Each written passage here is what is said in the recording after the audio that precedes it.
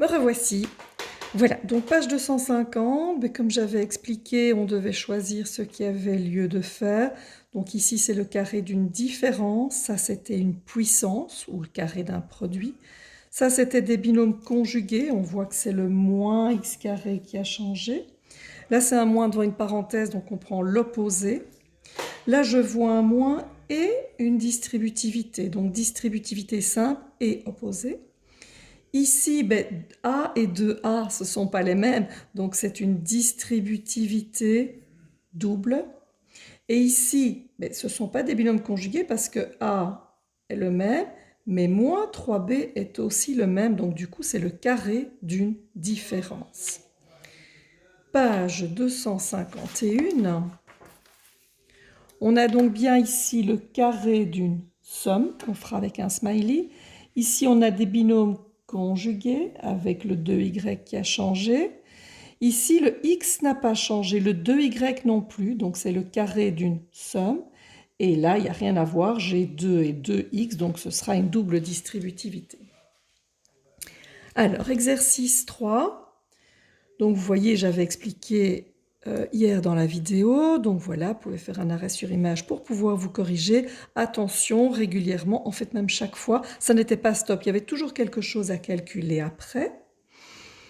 Ben sinon, j'avais tout expliqué pour le 3, je pense. L'exercice 4, binôme conjugué moins 5 et 5 qui a changé.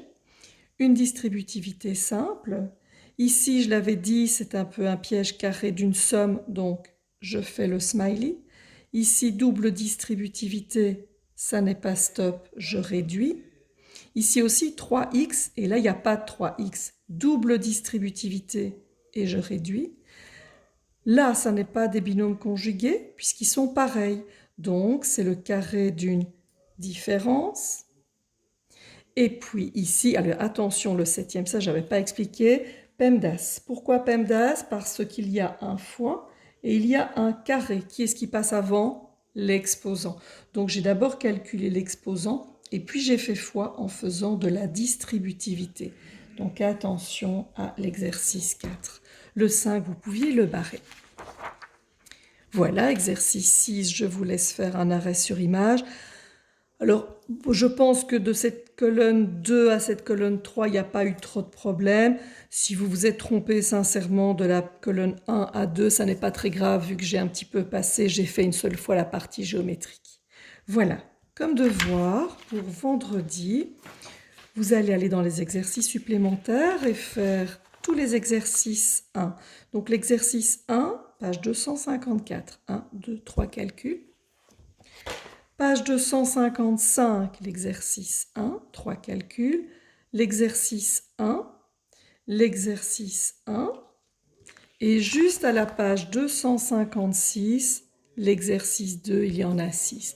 Voilà, vous faites comme d'habitude, vous mettez sur feuille, vous m'envoyez la photo, ou bien vous laissez, si par exemple il y a le tableau que vous réalisez là, ce qui serait logique. Enfin voilà, vous vous arrangez pour que j'ai, donc il y a 1, 2, 3, 4, il y a 5 séries de calculs à faire, et le test-toi, ce sera pour ce week-end. Voilà, bon courage tout le monde!